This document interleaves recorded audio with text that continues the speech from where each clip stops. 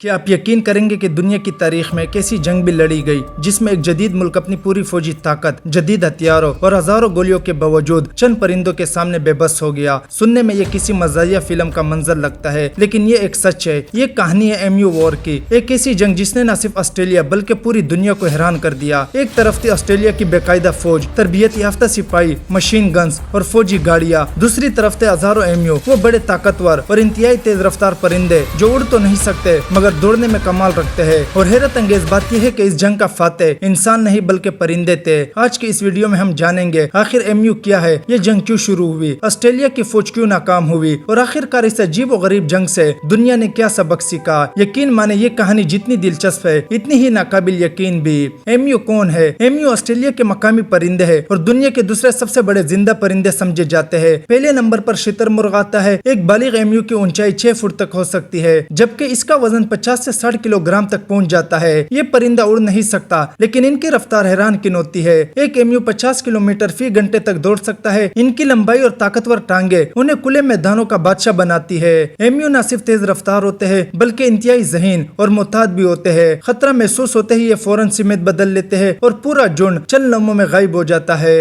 1930 کی دہائی کا آسٹریلیا یہ وہ دور تھا جب پوری دنیا گریٹ ڈپریشن کے شدید اثرات سے گزر رہی تھی، معیشت تباہ ہو رہی تھی، بے روزگاری بڑھ رہی تھی اور لوگوں کے لیے زندگی مشکل سے مشکل تر ہوتی جا رہی تھی۔ آسٹریلیا بھی اس بحران سے محفوظ نہ تھا۔ حکومت نے پہلے جنگ عظیم کے ہزاروں سابق فوجیوں کو مغربی آسٹریلیا میں زمینیں دی تاکہ وہ کھیتی باڑی کر سکے اور اپنی زندگی دوبارہ سنور سکے۔ یہ منصوبہ بظاہر بہترین تھا، سابق فوجیوں کو روزگار ملنا تھا اور ملک کی زرعی پیداوار میں اضافہ ہونا تھا، لیکن قدرت نے کچھ اور ہی سوچ رکھا تھا۔ غیر متوقع دشمن۔ ہر سال افزائش نسل کے بعد تقریباً 20,000 ایم یو اندرون ملک سے ہجرت کرتے ہوئے مغربی آسٹریلیا کے زرعی علاقوں میں پہنچتے تھے۔ وہ پانی، خوراک اور محفوظ ماحول کی تلاش میں آتے تھے، لیکن کسانوں کی گندم کی فصلیں ان کے لیے کسی جنت سے کم نہ تھی۔ ایم یو صرف فصلیں نہیں کھاتے تھے، وہ اپنی طاقتور ٹانگوں سے باڑ توڑ دیتے، کھیت رون دیتے اور پیچھے تباہی چھوڑ جاتے۔ مزید مسئلہ یہ تھا کہ ٹوٹی ہوئی باڑوں سے خرگوش کھیتوں میں داخل ہو جاتے جس سے نقصان کئی گنا بڑھ جاتا۔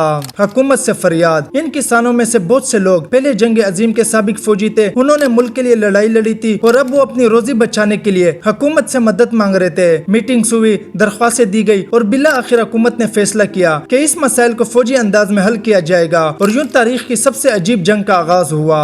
فوج میدان میں۔ نومبر 1932 میں آسٹریلوی فوج کو ایم یو کے خلاف کارروائی کا حکم دیا گیا۔ اس مشن کی قیادت میجر گوینٹ کے ہاتھ میں دی گئی۔ ان کے ساتھ 2 سپاہی، 2 لوئس مشین گنز اور تقریباً 10,000 گولیاں تھی۔ کاغذ پر یہ مشن انتہائی آسان دکھائی دیتا تھا۔ آخر چند پرندے مشین گنوں کے سامنے کب تک ٹھہر سکتے تھے، لیکن میدان جنگ میں صورتحال بالکل مختلف نکلی۔ پہلی جھڑپ، فوج نے تقریباً 50 ایم یو کے ایک جھنڈ کو دیکھا۔ سپاہیوں نے پوزیشن سنبھالی، نشانہ لیا اور فائرنگ شروع کر دی، لیکن جیسے ہی پہلی گولی چلی ایم یو بجلی کی رفتار سے مختلف سمتوں میں بکھر گئے۔ وہ اتنی تیزی سے دوڑے کہ سپاہی حیران رہ گئے۔ چند ایم یو مارے گئے مگر باقی سب غائب ہو گئے۔ یہ صرف آغاز تھا۔ ایم یو کی حیران کن حکمت عملی۔ جلدی فوج کو احساس ہوا کہ ایم یو عام جانور نہیں، وہ منظم انداز میں حرکت کرتے تھے۔ اکثر 1 یا 2 ایم یو نگرانی کرتے جبکہ باقی خوراک کی تلاش کرتے۔ جیسے ہی خطرہ محسوس ہوتا نگران فوراً اشارہ دیتے اور پورا جھنڈ منتشر ہو جاتا۔ یہ منظر کسی تربیت یافتہ فوجی یونٹ سے کم نہ تھا۔ میجر میریڈٹ نے بعد میں کہا، اگر ہمارے پاس ایم یو جیسی فوج ہوتی تو ہم دنیا کی کسی بھی فوج کو شکست دے سکتے تھے۔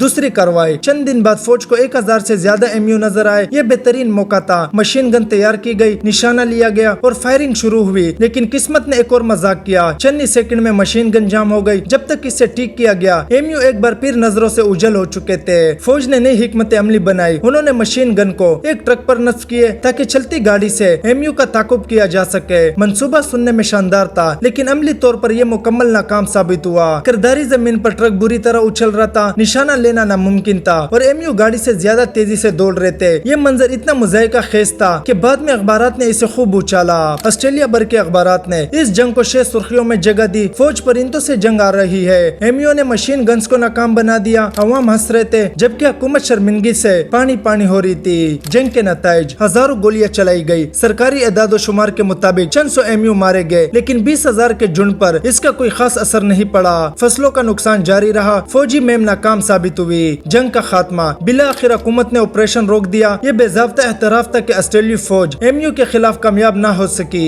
और यूं एमयू वार खत्म हो गई। फातेह एमयू। क्या फौज ने दोबारा कोशिश की? जी हाँ, बाद में फौज को दोबारा बुलाया गया, लेकिन नतीजा वही निकला। एमयू किसानों के लिए मसला बना रहा। आखिरकार हुकूमत ने समझ लिया कि बंदूक इस मसाइल का हल नहीं, असल हल हुकूमत ने किसानों को मजबूत बाढ़ बनाने के लिए माली इमदाद फराम की। ये तरीका हैरत अंगेज तौर पर कामयाब साबित हुआ। जहाँ मशीन गन्स नाकाम हुए, वहाँ लोहे की बाढ़ कामयाब हो गई। दुनिया के लिए सबक। एमयू वार हमें एक सबक देता है, हर मसला ताकत से हल नहीं होता। कभी कभी फितरत इंसानी मंसूबा बंदी से कहीं ज्यादा ज़हीन और गैर मुतवक्का साबित होती है। नतीजा तो ये थी दुनिया की सबसे अजीब जंगों में से एक, जहाँ एक जदीद फौज को परिंदों ने शिकस्त दे दी। ये वाक़या आज भी हमें हंसाता है, हैरान करता है और ये याद दिलाता है कि फितरत को कभी कमजोर नहीं समझना चाहिए। अगली बार जब आप किसी परिंदे को देखे तो याद रखे इसकी नस्ल ने कभी एक पूरी फौज को नाकाम बना दिया था और यही वजह है कि एमयू वार तारीख के सफ़ात में हमेशा जिंदा रहेगी।